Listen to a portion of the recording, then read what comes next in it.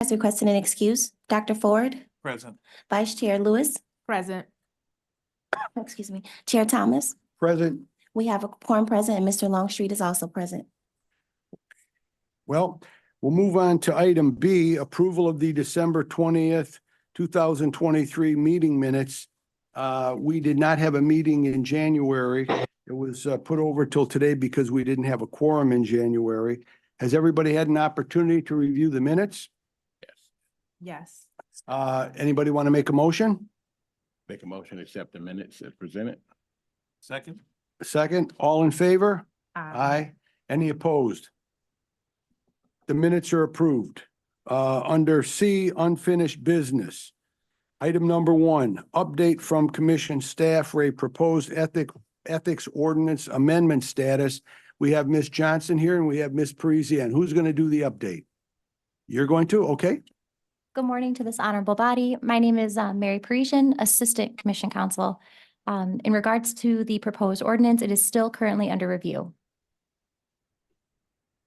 Well, hopefully within the next month or so, we'll get a little more definitive substantive report. But Yes, at any rate, we want to thank you very much for being here today. And thank you, Ms. Johnson, for being here. Our pleasure. Moving on to item number 2, communication dated December 12th, 2023, received December 12th, 2023 from Reginald Crawford, a violation of section 40-2, gratuity and relative, and sections 40-4, standard of conduct, subparagraph small b, subparagraph 1, gifts and gratuity standards of conducts of ethics ordinance by Sheriff Raphael Washington. Looking on A, just to bring us up to date from what happened in December, since we didn't have the January meeting, we received an answer at some point from Sheriff Washington. We sent that answer to the complainant, and the complainant sent in comments to it. So we're here today, looking for a recommendation from Mr. Longstreet as to where we go from here. Now that we have the basic foundational information concerning the complaint and answer. So Mr. Longstreet. We have received a complaint from Mr. Crawford alleging violations of 40.2 and 40.4 of the Wayne County Ethics Ordinance.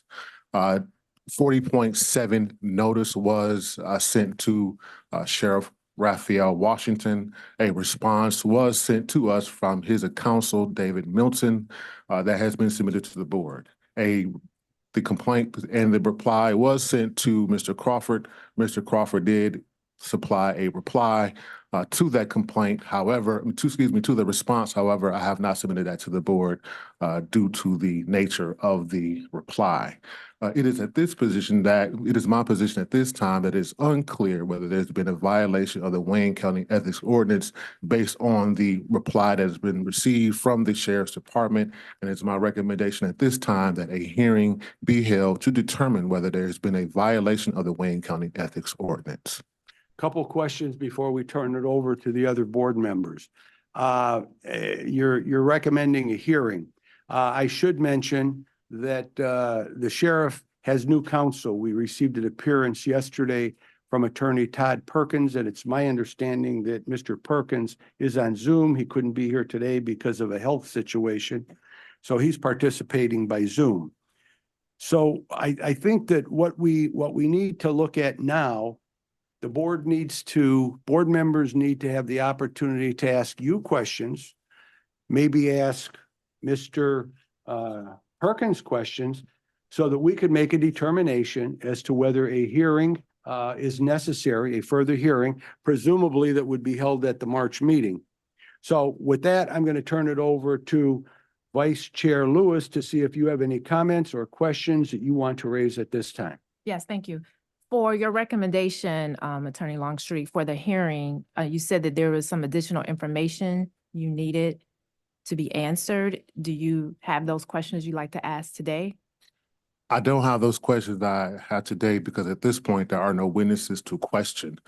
There is no questions to be presented. I believe the hearing would allow that opportunity for me to conduct a direct examination of both the sheriff and his witnesses that he indicated in these affidavits that he supplied to his response to the complaint, which will ultimately spell out whether there's been a violation of the Wayne County Ethics Ordinance or not. I just don't believe, based on what I've read, that the answer is really clear as to who sent money, who received that money, and whether there's actually been a real benefit to the sheriff from whatever was collected. Based on what I've read, it appears that there was some money received. However, who sent that money, where it came from, is a question that needs to be answered. Can you ask that question today? We have his attorney online. There's no hearing for us to answer that question. Okay. There needs to be a hearing for those questions to be answered. Can I follow up on a question? Yeah. Question regarding Vice Chair Lewis's comments and her point of inquiry.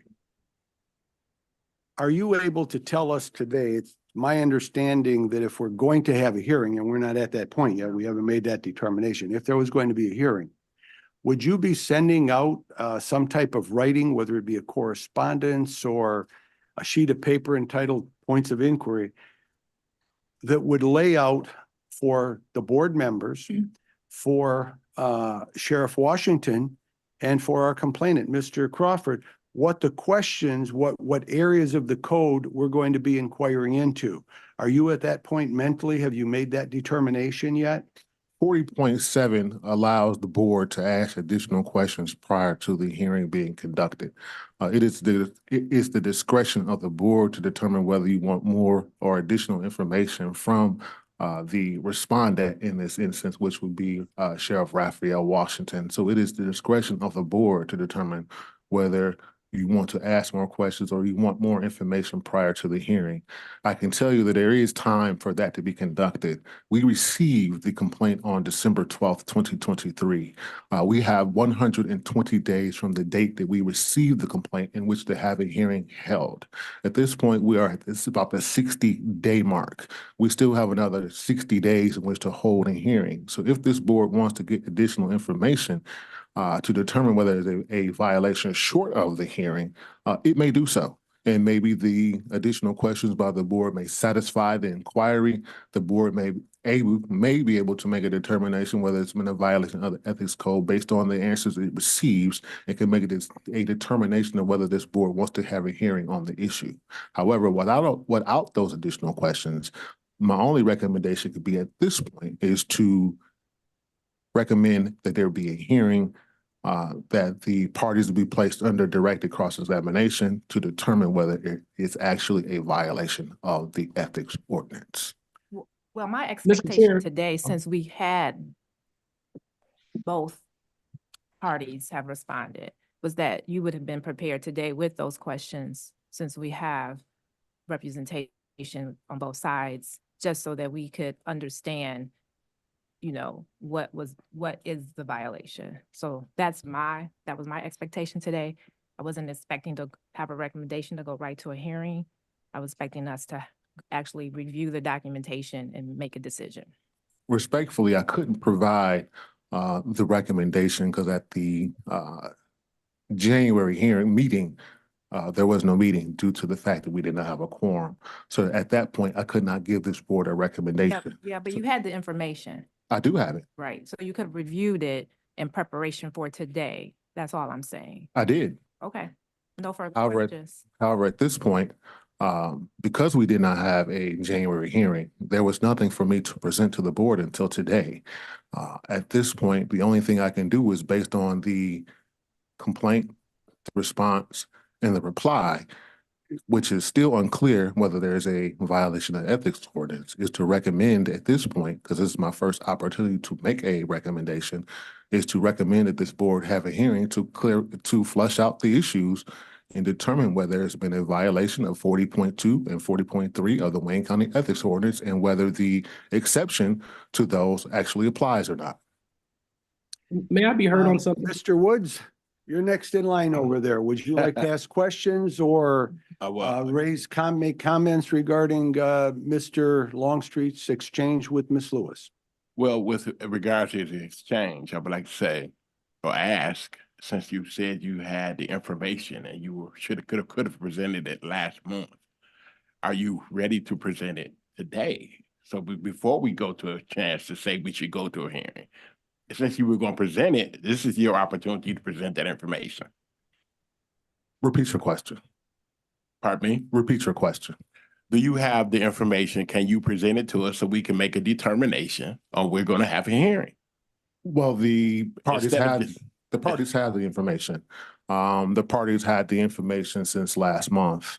The only reason that we didn't discuss it last month is because there was no board Okay. meeting. So let's discuss it now before we make a move to go to a hearing. Well, most certainly that is the discretion of the board to, based on what you believe. If you don't believe there should be a hearing, then the board doesn't have to have a hearing.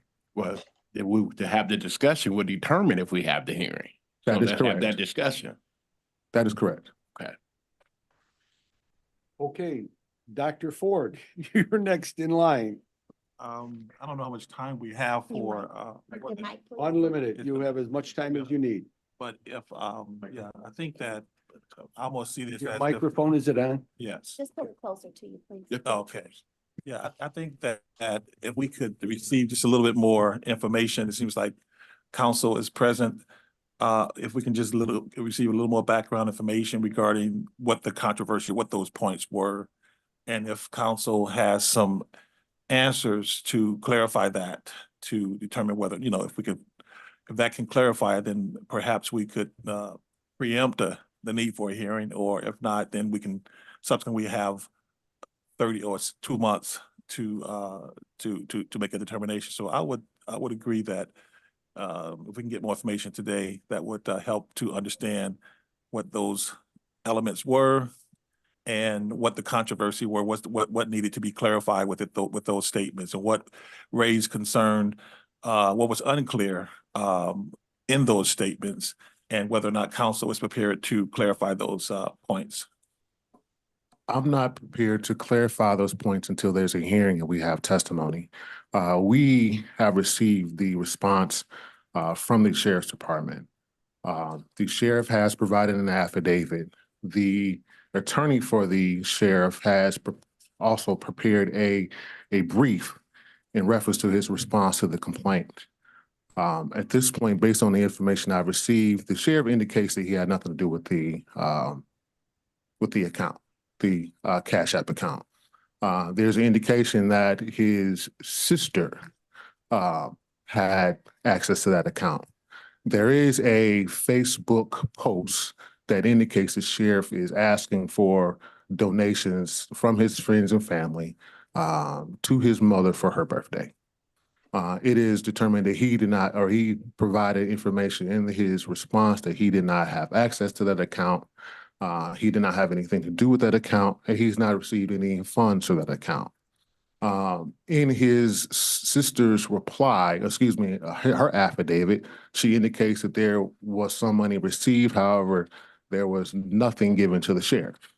At this point, we still don't know who provided the money, when the money was provided, how much was provided.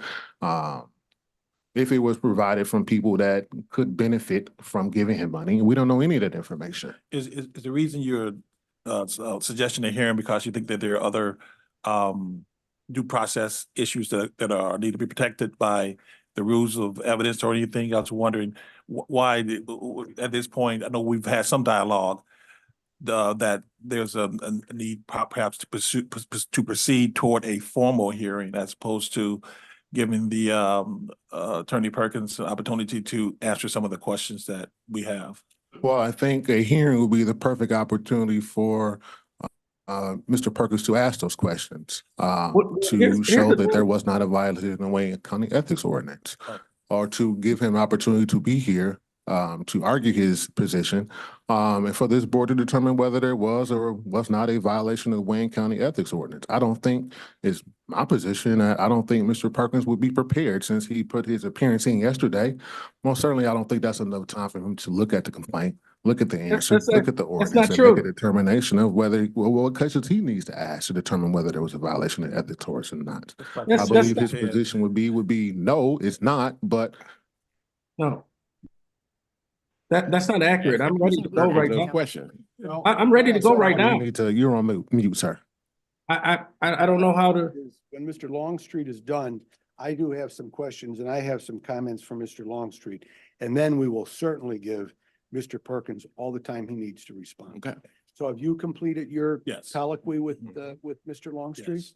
Well, I'll tell you, I'm going to try to be as brief as possible, but I do want you to know, I have a couple concerns that I was hoping that could be fleshed out at a hearing. I was not satisfied with the answer that was provided on behalf of the sheriff. I was not satisfied with a couple points, and the primary point was, in answering that, essentially, we were told he doesn't know what kind of money might have been raised or who might have raised it. He doesn't have access to that account. I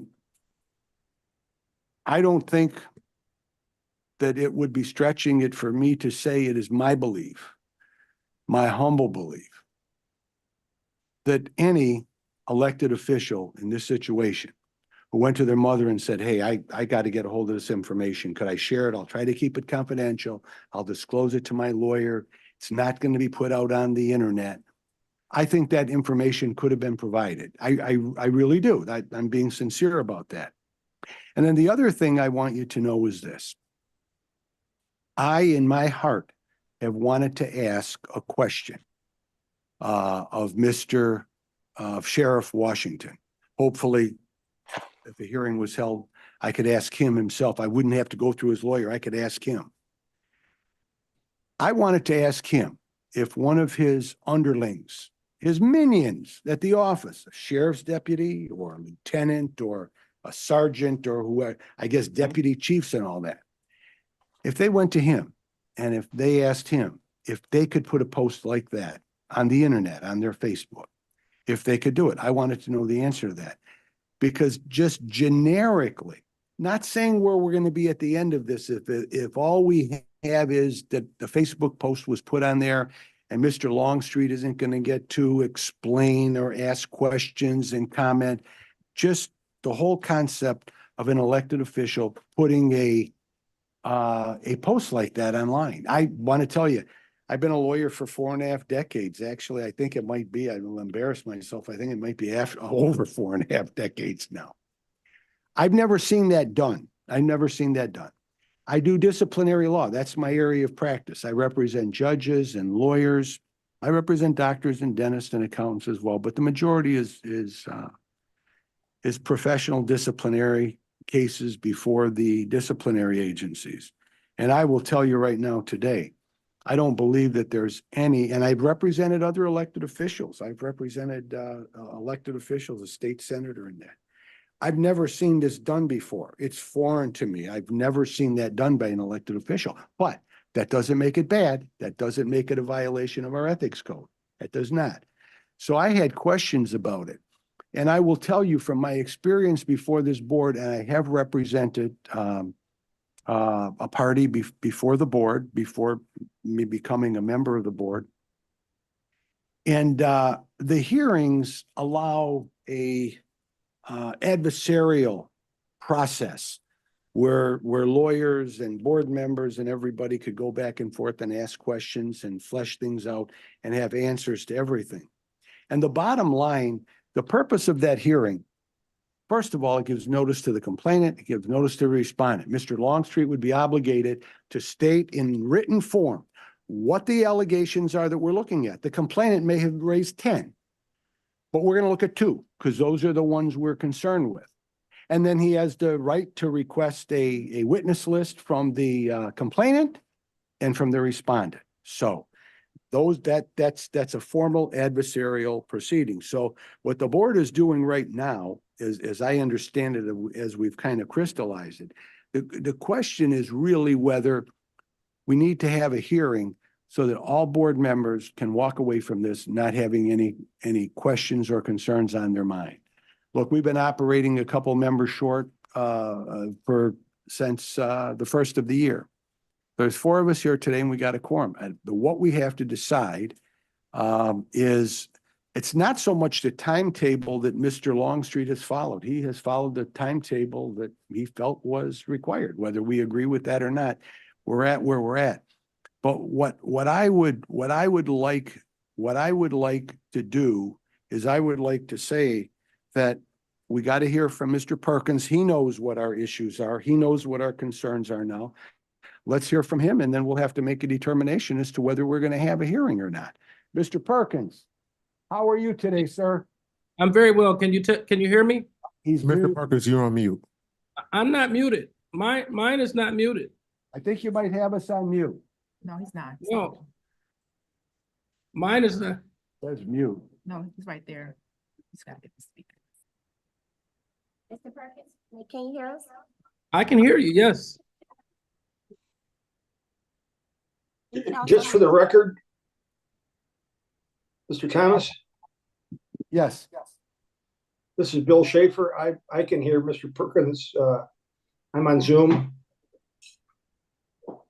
Well, Mr. Schaefer, we want to thank you for being here on Zoom, but of course, you're not able to participate in the meeting today. We wish you were here. I do too. I just wanted to make that for the record that I've been here for the whole meeting and I can hear Mr. Perkins. Mr. Perkins, we can also hear you. You may speak. Can you hear me now? Yes, we can. Okay. Good morning and good morning to everyone, and may it please this honorable body. My name is Todd Russell Perkins. Todd Russell Perkins appearing on behalf of Sheriff Raphael Washington. I've been listening, and perhaps it's been good that I haven't been able to that I have been muted by your system, because my reaction to some of the statements has caused me to want to say something, and I have said something, and I think one of your board members, Mr. Schaefer, could hear me say, but you couldn't. But it arrives at this point. Let me say, first and foremost, we have a allegation that starts off that attacks Sheriff Washington as it relates to ordinance section 40-2. That's a preamble. So I'd ask the board to not consider that. That is just more of a statement that's being made in the introductory portion of the ethics ordinance.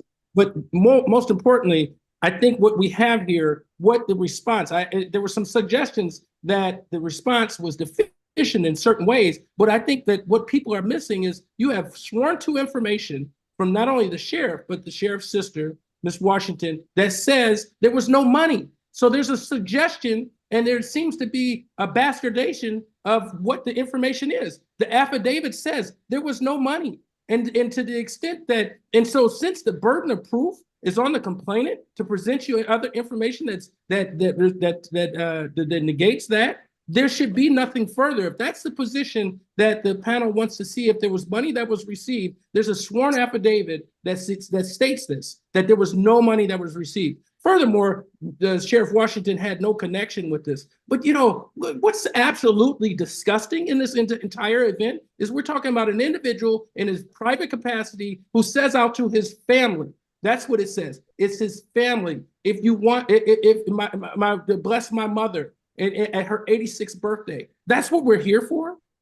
That's what we're here for. So again, from a legal perspective, I can go on these platitudes and be hyperbolic, and I can be angry about the fact, and I am truly angry about it, but nonetheless, I could say all those different things. But from a legal perspective, there is no basis ground in here. When the complainant has a duty, what the complainant is asking you to essentially throw paint on the wall and see what sticks and ask you to be the fact finder. No, the burden of proof, if you look at the standard of review that your ethics ordinance requires, is the complainant's responsibility to present evidence, preponderance of the evidence, that there's a relevant evidence, there's credible evidence that something exists. And that's the burden of the complainant. The complainant just says these things. They're almost like I said, platitudes. They're just said because of a Facebook post, and we arrive at this particular situation. And so for people to say, and then I take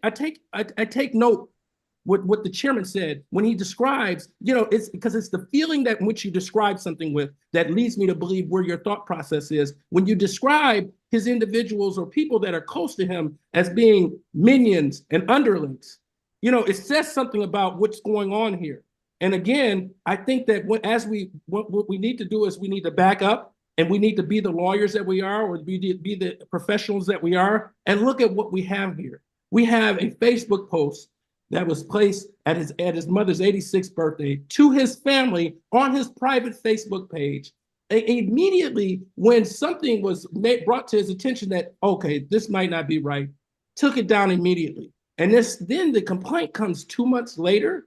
So this is all, and we can't forget, there's an acrimonious relationship here between Mr. Crawford and Sheriff Washington. He doesn't like him. It's clear he doesn't. And this is what we cannot allow your process and your board to be used as some witch hunt.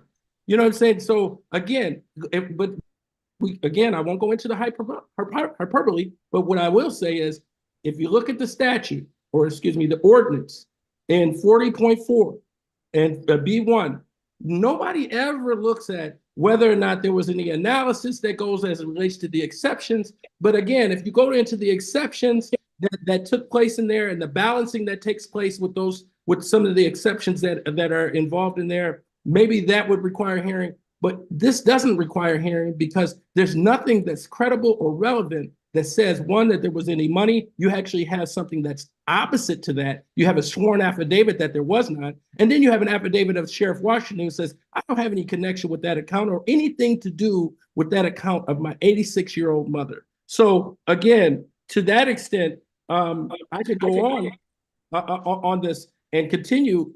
I didn't feel the need to adopt or change anything that Attorney Melton submitted, and I had an opportunity to review it.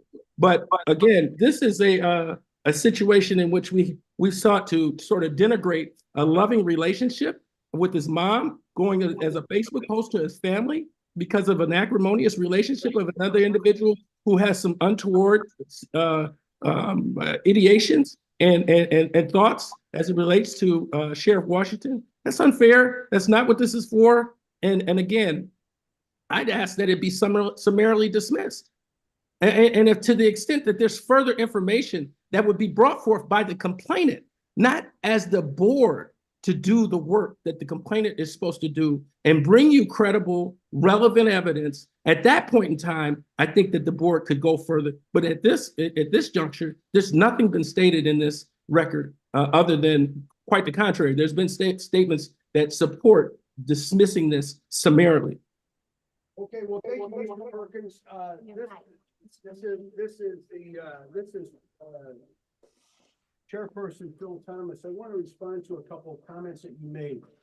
I believe you used the word that when I said underlings or minions, I also used the word underlings or minions, sergeants or lieutenants. I didn't mean to denigrate anybody. So I want to take issue with you characterizing my words as being denigrating. Everybody that runs an office has underlings. Everybody does, whether they're called secretaries, paralegals, sergeants, lieutenants. That's one thing I wanted to address. The next thing I want to address is your characterization of the affidavit that we got from Sheriff Washington's sister. It's a nice, tidy affidavit. Looks to me like it was prepared by a lawyer. I don't know whether she's a lawyer or not, but looks to me, it's a very, very formal, very pointed affidavit. And let me take issue with how you described her verbiage in that affidavit. In paragraph 6, she did not say that they never got any funds donated as a result of that Facebook post. She never said that. What she said was, I did not receive any gift or gratuity on behalf of my brother, Raphael Washington, nor any request for any favor in exchange for any gift or gratuity. So let's clarify the record here. Mr. Longstreet can speak for himself. He's telling us he wants to get after what kind of money was raised from the Facebook post. The sister did not answer that question. She said there was not any gift or gratuity received on behalf of my brother. So I take that to mean, in this carefully crafted affidavit, that she was saying, nobody donated money and said, I'm donating this on behalf of my brother, Sheriff Washington. That's how I take that statement. But the other point is this. The other point I would like to raise is this. There is nobody at this table, to my knowledge, that has made or indicated that they're predisposed on this file for any reason. We're just some members are trying to get to the bottom of facts, and kind of sounds to me like some members may feel that we don't have any facts to get to the bottom of. But what I would say would be this. In my mind, I have certain questions. Maybe they're similar to what our attorney, Mr. Longstreet, has in the way of questions. Maybe other people feel that they're not necessary, but there's no animus here. There's no agenda. From what I've heard today, I think that there's several members that are kind of leaning towards maybe not having a hearing. So this I didn't suggest that. today I wasn't suggesting that. really not intended to be adversarial in nature, and we really don't have to search for motives. What we're trying to make a determination in regards to is this. Are we going to have a hearing? Are we going to afford both sides an opportunity to call witnesses?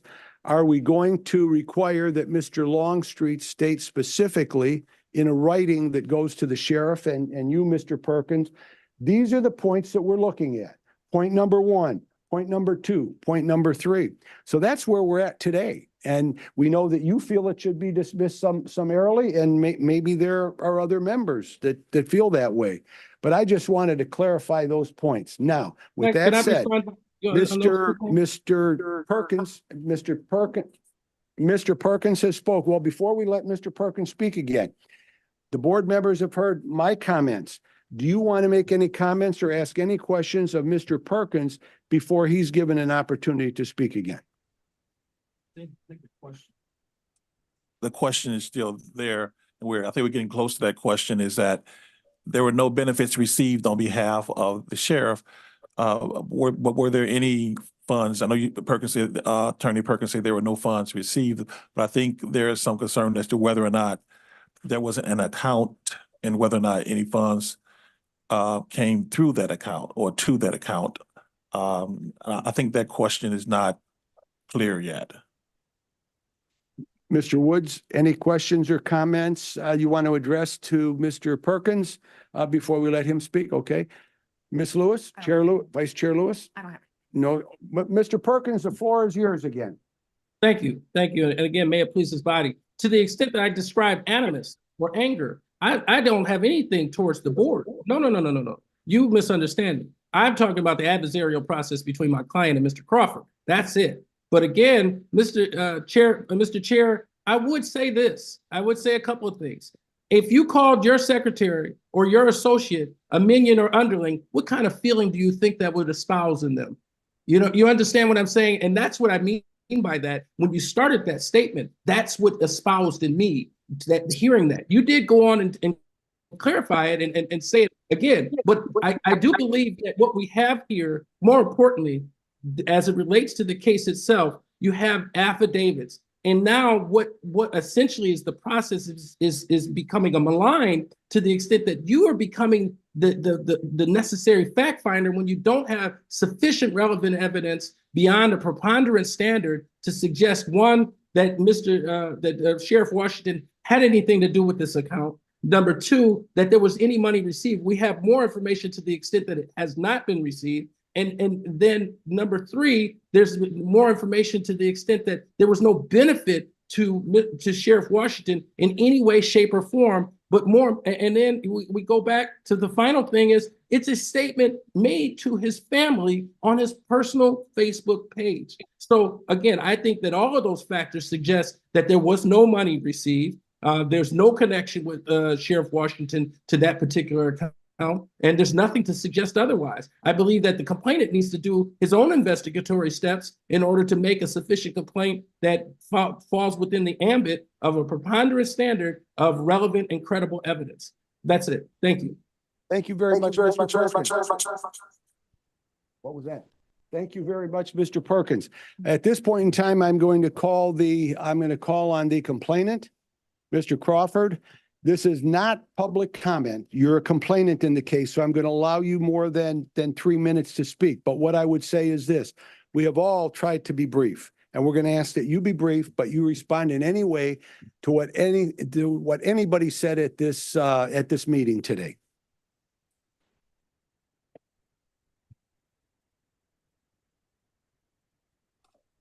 I don't know. Is the green light on? It is now. Okay, then it's on.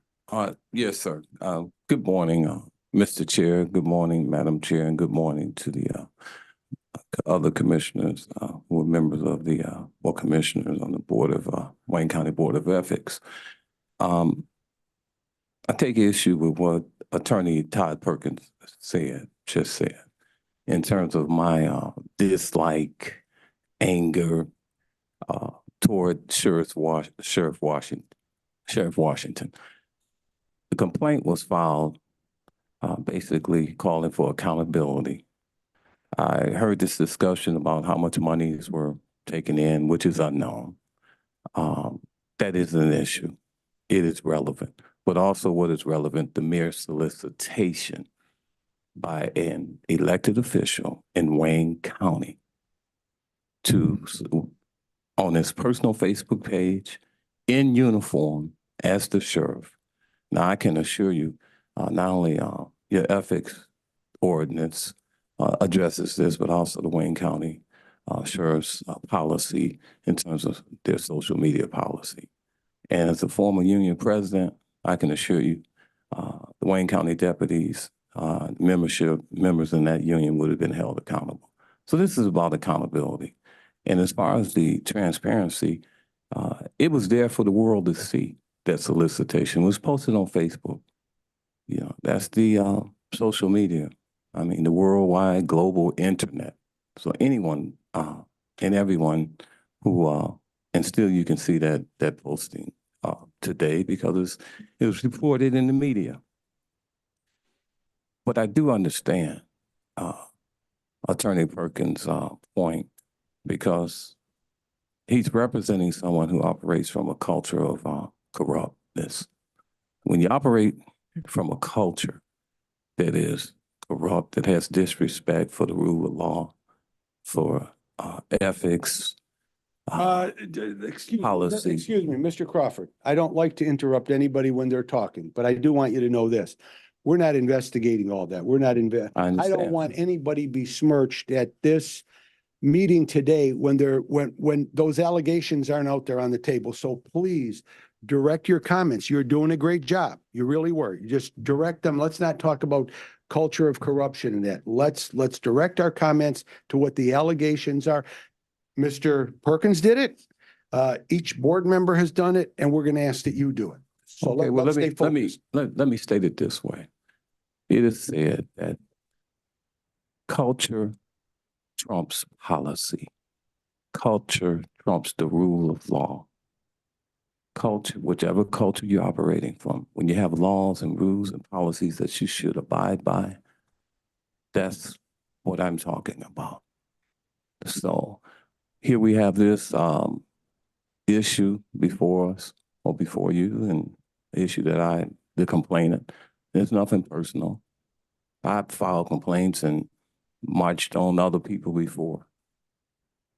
Some call it calling out different individuals for violation of policy and state law. And so you're looking at an individual who arrested his own brother years ago. So that's where I stand. I stand on, or come from a community of people in a time where we cared about one another. We held one another accountable. So this is something maybe far different from today. Culture, be it political, whatever one's position may be, basically trumps everything that exists. I mean, even from what's going on in America to the state of Michigan to Wayne County. And this is not the first time for me, and it won't be the last time. And it's irrelevant whether it is the Sheriff Washington or anyone. He's not above the law. He's not above the law. So this is about accountability. All right, I have a question for you. You mentioned his picture. The picture that you're talking about regarding Sheriff Washington. That was the picture that was, I think, up in the upper left-hand corner, as I recall it. I don't have it in front Yes, of sir. me. And it was like a profile post or Yes, sir, it something, I'll is. call it. Yes, So sir. that's the only picture that we're talking about here that was on that, connected with that ad. Am I right or am I wrong? I don't want to put words in You're your mouth. correct, sir. It's a picture of him in his sheriff's uniform. We can't do that as a Wayne County deputy or I remote. have a Respectfully, may I clarify that issue? Facebook post is clearly Sheriff Raphael Washington in a blue suit, red shirt, blue suit, white shirt, red tie, sitting there with his mother. That is the actual Facebook post. In the top right-hand corner, top left-hand corner is Sheriff Raphael Washington's Facebook profile picture. The profile picture is pictured of Sheriff Washington with a sheriff's hat on, white shirt, brown tie, with badging on the shoulders. That is correct. And that's what I referenced it to as his Facebook picture icon. But it's most Yeah. certainly a very, very small picture that Absolutely. appears in the top corner. But the main picture, the big picture is blue suit, white shirt, red tie. That's correct, sir. Thank you. All right, I have a couple Vice questions. Chair Lewis has some questions or comments for you. Are you Facebook friends with the sheriff? No, ma'am. How did you come across this information? This information was reported in the news media by Channel 7. Okay. However, you don't have to be Facebook friends with one in social media. A lot of things hit your Facebook page. So if Facebook is a big platform, Absolutely. millions of people on there. Yes, So if ma'am. he was trying to hide something, why would he post a Facebook post like that? Because everybody can see it. So you're basically saying he's acting unethical because he posted and I get it, but he posted a Facebook post to gift something to his mother. That's a national platform. Yes, ma'am. It is a national platform. Even when you and some of his other folks, Facebook postings with that icon picture in uniform of women who look somewhat disgraceful, and it's really disrespectful. I'm sorry, that's not Let's go relevant. back. That's not Let's stay relevant. in- That's not relevant. Answer the question. About Facebook posting? Yeah. Do you think why would he post something on Facebook if he was trying to hide something? If he's got thousands of friends, anybody can see it. It was in the news, they were able to access it. I don't know why he would do that, because one would. Exactly. That's. Why would he do that? I have no idea.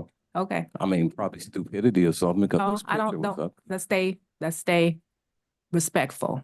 We are, ma'am. Okay, let's stay respectful.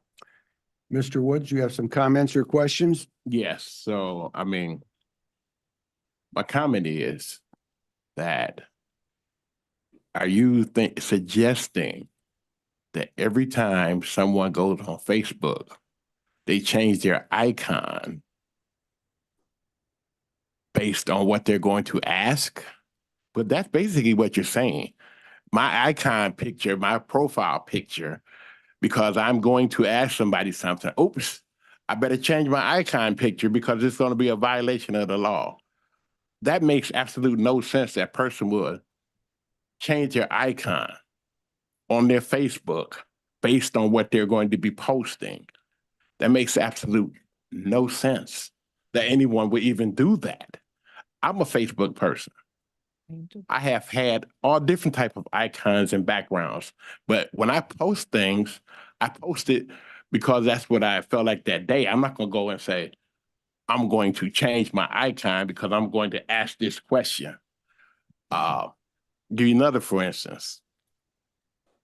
When I worked for the UAW, one of the things, although I have my personal Facebook page, if I posted anything on that page, I also posted that these are not the views or whatever of my employer.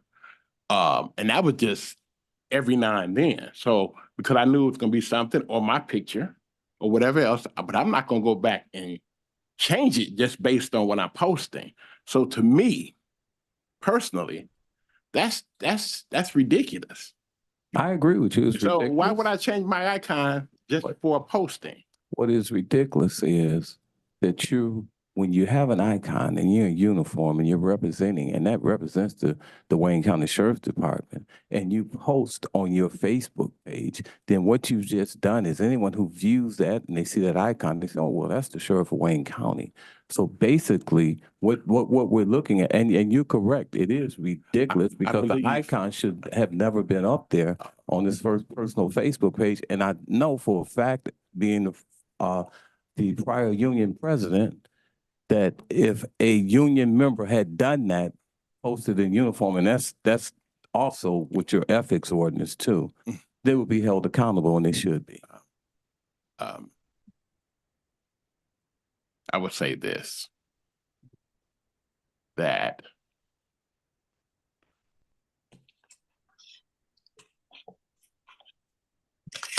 the fact that you know that Sheriff Raphael Washington, you know he's posting, right?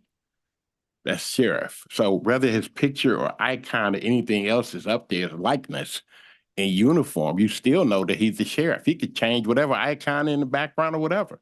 So for you to say because that little icon in the picture in the background, he's posting as sheriff soliciting funds is not true, because the actual post is him in the suit. Am I correct? The post is actually him in a suit. That is correct. That's the post. That is not a violation of the ethics rule. He is in his suit, in my view. He's in his suit. That's the post, not the background. So you're saying he should just have a blank background with his name on it in any type of gear. That's not what I'm saying. Well, I mean, What I'm saying asking. is there is a separation here, or it should be. In this case, it wasn't. Your personal Facebook page is your personal Facebook page. Your Wayne County Sheriff's Facebook page, which they do have, or he does have, thus him in uniform is what it should be. But when you have a personal Facebook page and then you have something representing the Sheriff's Department, and also there is a solicitation here, which is a violation of your ethics ordinance for monies, then that's what I'm talking about here, sir.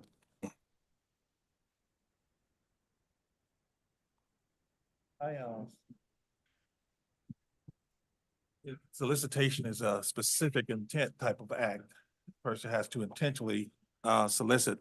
I think the blue suit negates that a little bit, but the other part is whether or not he received any benefit. And Attorney Perkins said he didn't receive any monies, or his mother didn't receive any money. Do you have any information as to whether or not any monies were received? No, I personally don't. He hasn't stated that. I personally don't. That my issue, and of course, monies is relevant. My issue is both are relevant. The issue of the posting for the solicitation of money, and whether or not monies were received, and how much was it? Where did it go? Did it never go back to him? That has some relevance. But above all, that is the solicitation. I do agree, though, that, we have to be careful with, what images we have up when we're a public official or acting in that capacity. And so I think, and I commend you for being, somewhat of a guardian of the culture of corruption. And I think bringing that forth can give some guidance to, some of the social media and how we use that, and how we need to be very cautious of what pictures we display on social media. Yes, sir. I commend you for that. Dr. Ford, I would just like to correct one thing. The affidavit from the sister did not say that no monies were raised. No, it That didn't. did not say that. It said I did not receive any gift or gratuity on behalf of my brother, Raphael Washington, nor any request for any favor in exchange for any gift or gratuity. I just wanted to correct the record on that. Now, in fairness to Attorney Todd Perkins, Todd, Mr. Perkins, we're gonna turn the floor over to you. for any comments that you want to make, and these will be your closing comments for today. All right, thank you. Again, may it please this honorable body. And I don't say this lightly. You know, you have a complainant who's not under oath, who sits there and tells you that he has no animus, but yet in his Facebook page, he calls Sheriff Washington unintelligent Ray Washington. So you just like the tenor of the conversation that we had, Chair, as it relates to words have meaning.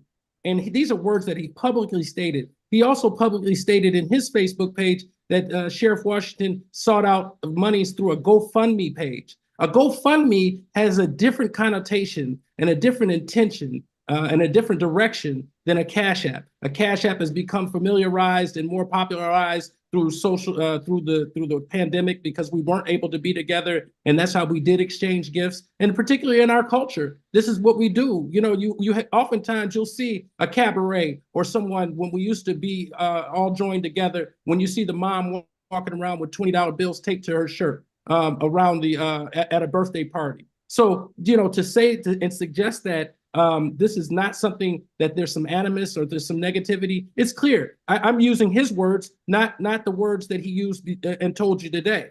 But more importantly, I think board member, I can't remember if it was board member Dr. Ford or not, who said something about solicitation. This is clearly not a solicitation. It says family. And then the next thing you know, it says, if you wanting to be a blessing. That's not a solicitation. And he is, again, I think the board has indicated that he's not in uniform, but as it relates to the social media policy, the sheriff can approve his posts, even his personal posts in this particular matter. Although it could provide direction for future, but I would indicate that Sheriff Bouchard, Sheriff Swanson in Genesee County, they all are in their full regalia on their own personal Facebook pages. But as it relates to this,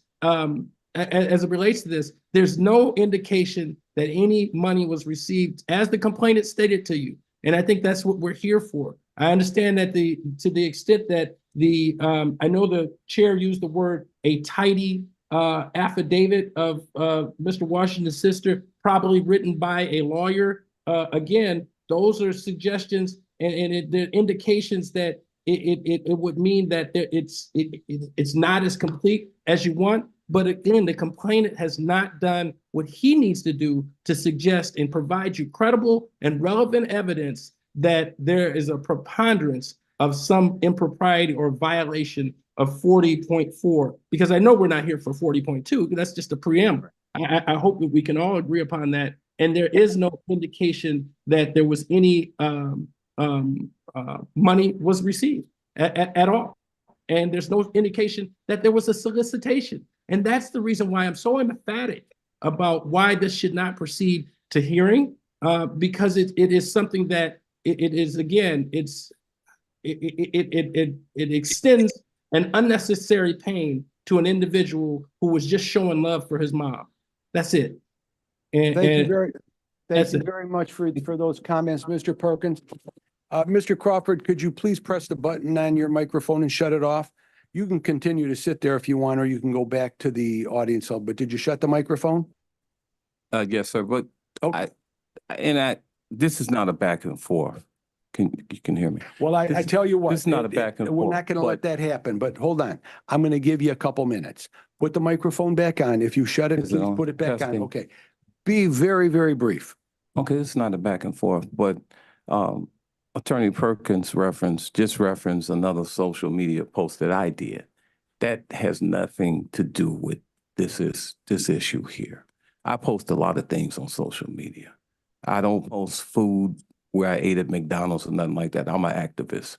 My posts are activist posts. My posts are to educate and wake people up and hold people accountable. That's why I do a lot of social media posts. But this is a complaint. I'm not the one that engaged in any sort of solicitation or anything like that. So this is a complaint against Sheriff Raphael Washington. This hearing is about him, not about me. All right. Thank you very much. Could you click that microphone off now? All right. We've heard from everybody. I think we've given everybody ample opportunity to be heard. I guess the point that we're at right now is for the chair to ask if we have a motion that somebody wants to make.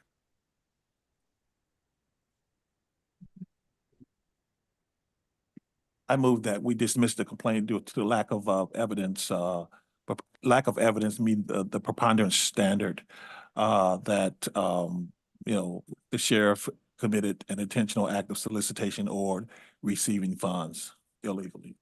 Or Well, unethically, shall I say. you made the motion and now we'll talk about your motion. I would say this, I don't know about preponderance of the evidence because that is something that would be introduced at a hearing. So I want you to know, one of the reasons that I would question your motion if I were asked to vote on it, I don't think we're at the point where we've done anything to establish any allegation by preponderance of the evidence. But if that's your motion, I'm going to ask, is there a second for his motion or do other people want further discussion?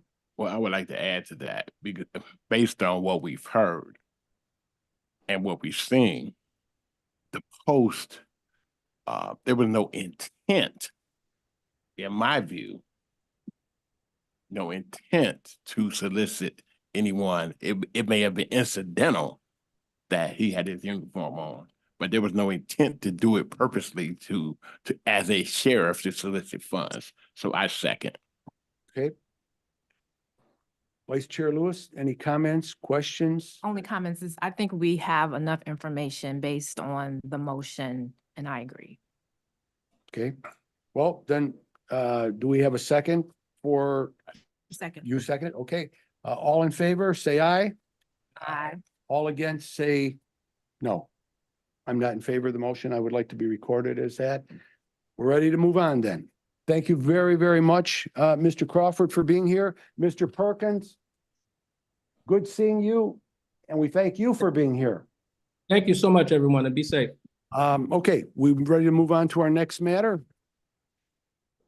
The next matter is item number 1 at the 2024 received February 6th from Charlotte Anderson Ray Property. I read that a little differently than perhaps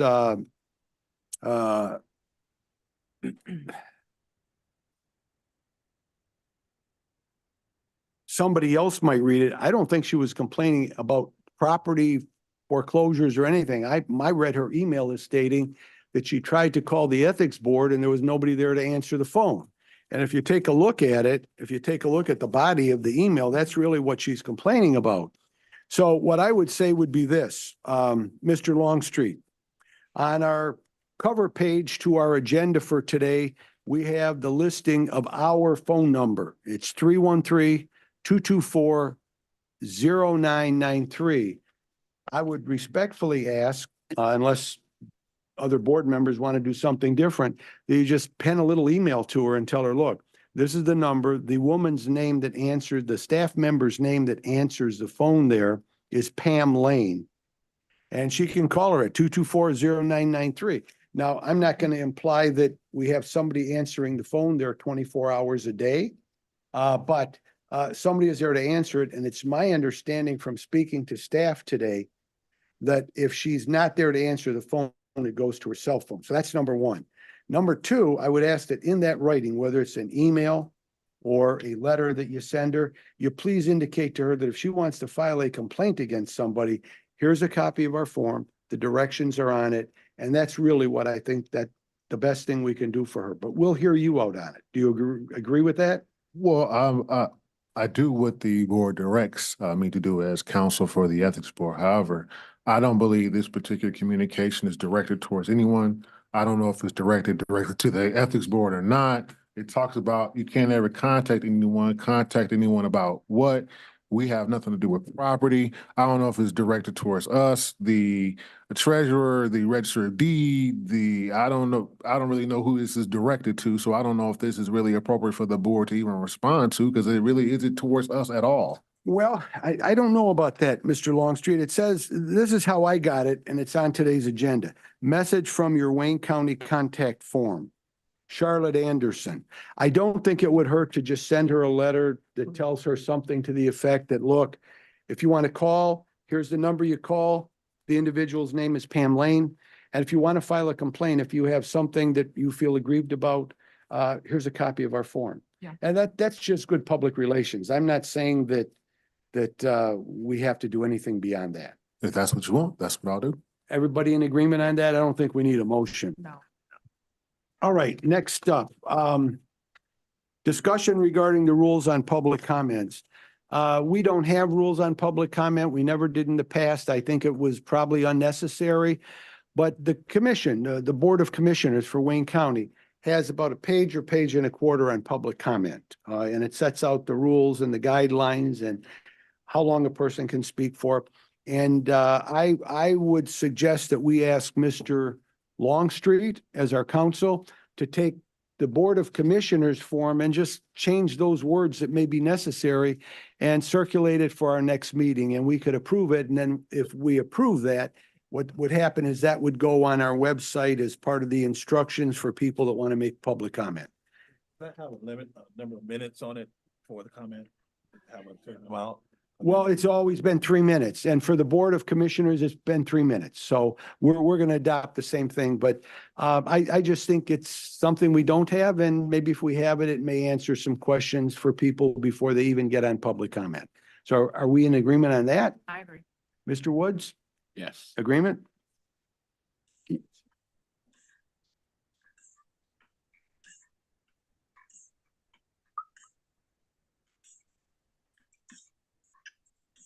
Well, I tell you what, we're gonna do what the Board of Commissioners did, because all that is laid out in there.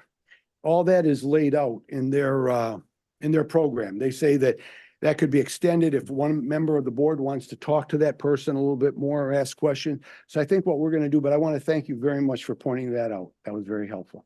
Ms. Hunter's on top of her game. I'll tell you what. Okay, E, such other matters as may be properly submitted by the board. It's my understanding we're going to have a report on the new board member, Mr. Slezak. Yes, Joe Slezak, a policy analyst for the commission. The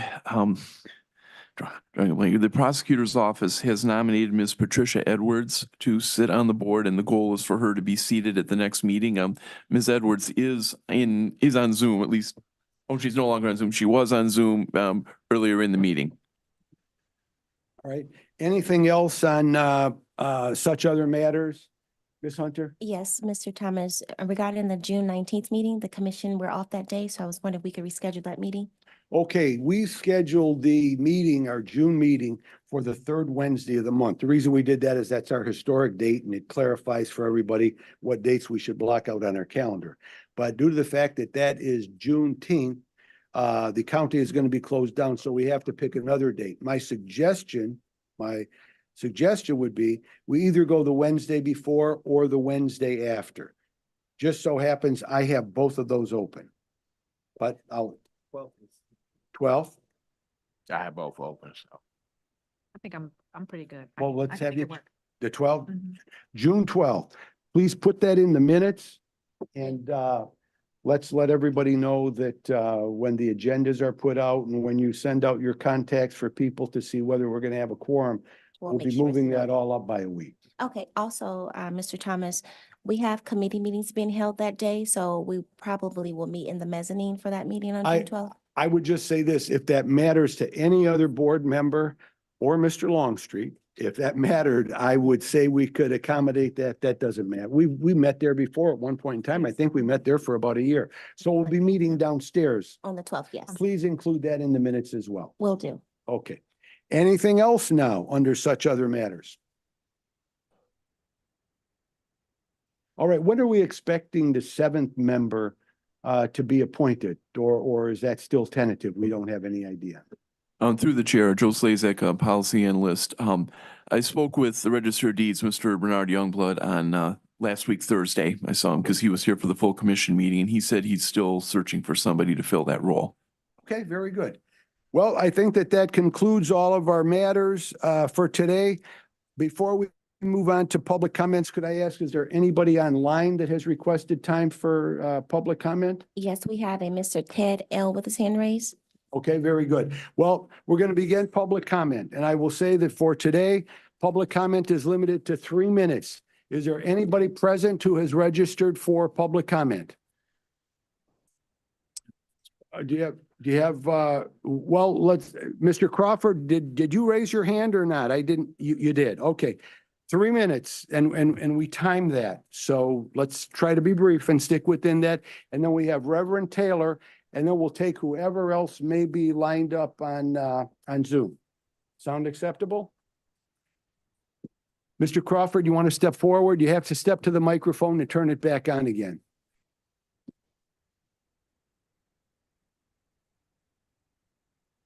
Yes, good morning again. I'm sure you may disagree with my public comment, but that's what the world is about. We agree maybe to disagree, and maybe we don't. In reference to your vote for dismissal, and you are the Wayne County Ethics Board commissioners. It affirms that one can operate from a culture, as I said, that trumps policy, the rule of law, ethics. I consider your vote, and no disrespect to you, unethical, because this issue to me, and I'm sure a number of the citizens in Wayne County, is something that they, or I know I feel,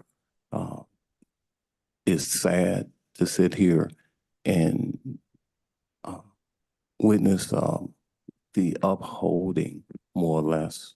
And, you know, each of you have your own opinions as to what you heard, and you've made your ruling. But again, this affirms this type of culture that exists not only in America, but in Wayne County, the state of Michigan, and even the city of Detroit. And I can say this, I'm an activist in perpetual motion. Let me say that again, I'm an activist in perpetual motion. I mean, a lot of people that don't, may not be aware, but I have for years fought this type of culture that exists in Detroit, city of Atlanta, even, some issues in Wayne County too. Because I was when I was the president of the Sheriff's Union, again, we engaged in and held all those individuals accountable for those who just had no respect for policy. That's all I want to say.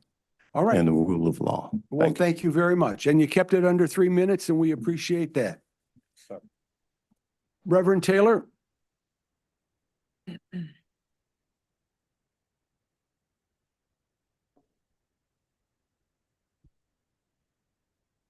Good morning, honorable board members. Good morning. Morning, Chair Thomas. Good morning. As you know, in our December meeting, I was present and my complaint was dismissed, and I received a correspondence from Attorney Longstreet reaffirming that. But right after that, I went back to the Wayne County ordinance, and I noticed there were 3 oversights that were not addressed at that board meeting. This is taken right from the ordinance, section 47(6). The respondent or her designee may file an answer with the ethics board within 21 days after being served with the complaint. A copy of the response shall be promptly served on the complainant by the designee of the ethics board. I was not served anything. Point 2, section 47, number 8.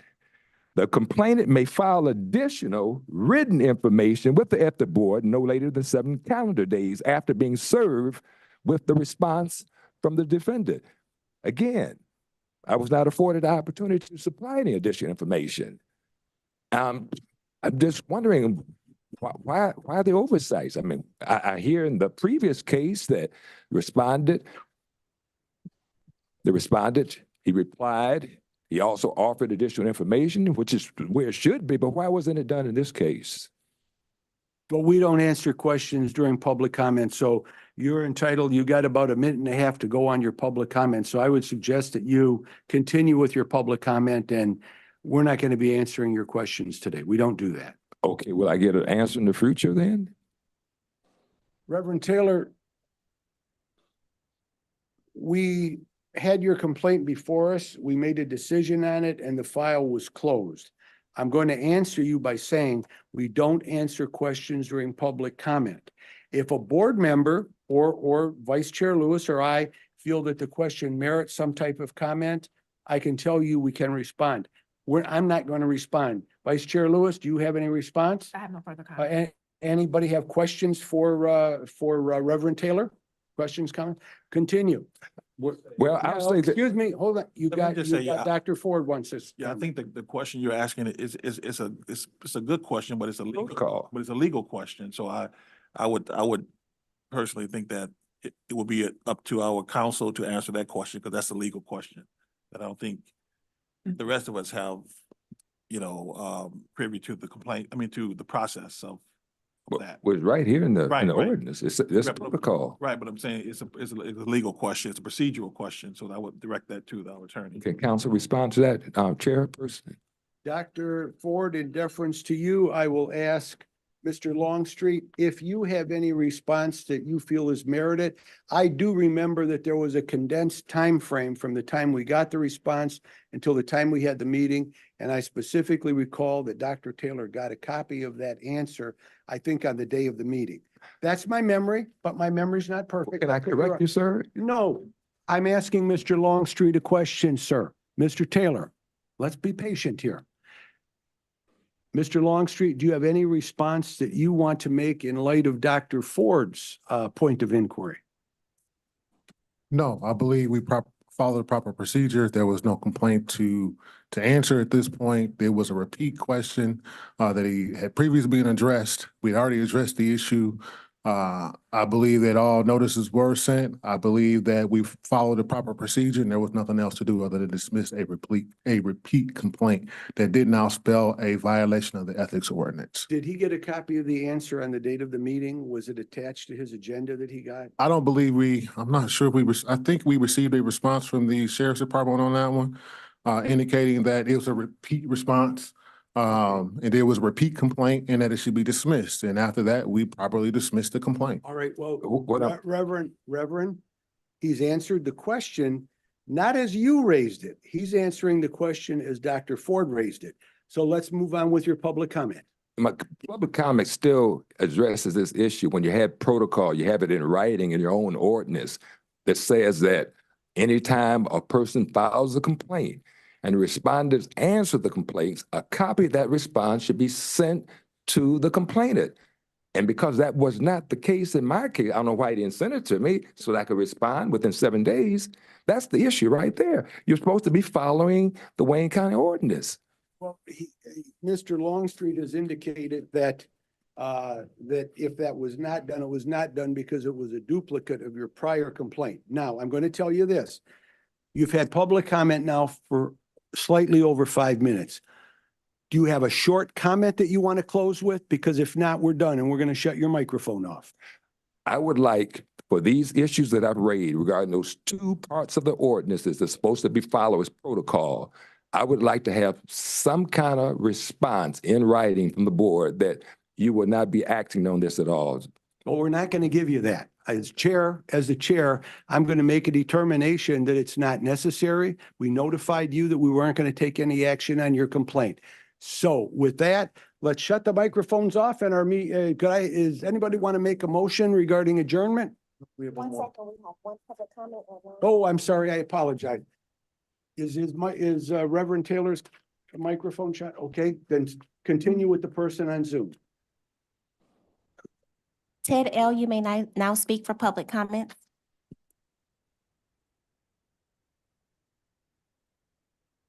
Ted, you're on mute. You may now speak for public comments.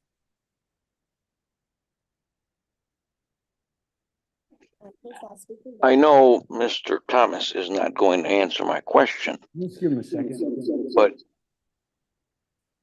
can I be heard? Yes. Okay. I know Mr. Thomas isn't going to answer my question, but he doesn't have to because he doesn't answer questions from public comments. But it's my strong belief that this is not going to end here. And this board, Mr. Thomas, knowing he's an attorney and knowing what lawsuits are, is going to find himself in a lawsuit very quickly if they don't properly analyze the facts that are brought before them, especially since one of the board members was appointed by the Wayne County Sheriff. It was improper for her to second the motion. She should have also abstained from that voting. And just like Mr. Crawford said, I haven't spoken to him on this matter, but he's not going to go away. Reverend Taylor isn't going to go away. And this board is going to find themselves in a very serious, lengthy litigation based on the decisions that they made today. And then, as a matter of law, you, Mr. Thomas, as an attorney, will have to answer questions because somebody's going to name you as a personal defendant and you won't have the ability to say you're not answering questions, or you won't have an ability to shut somebody's mic off. People are going to shut your mic off.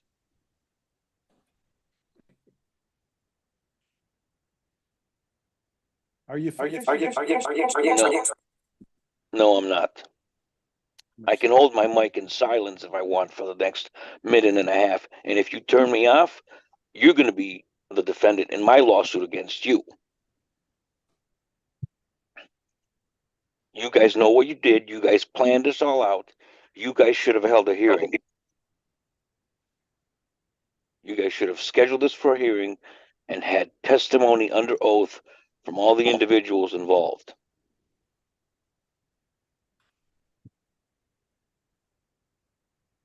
So I'm asking the question now.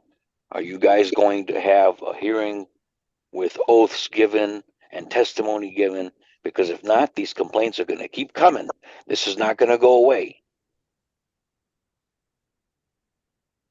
Again, answer my question. If you don't want to answer me, I'll sue you guys to get an answer. I'm not going to, we're not going to, hold on. Does anybody believe we should be answering the questions from this public comment speaker? No.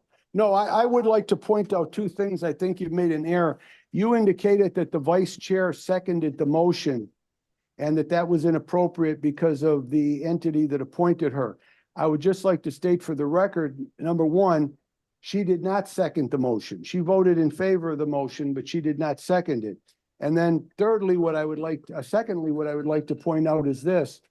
What happened is when the vote was taken, I actually voted against the motion. I voted because I didn't support disposing of it today so that it could go on for a future hearing. So those couple points that I wanted to make are finished. And I tell you what, in light of the fact that I spoke for a few seconds, we're going to give you another half minute to speak. Is there any closing remark or comment that you would like to make?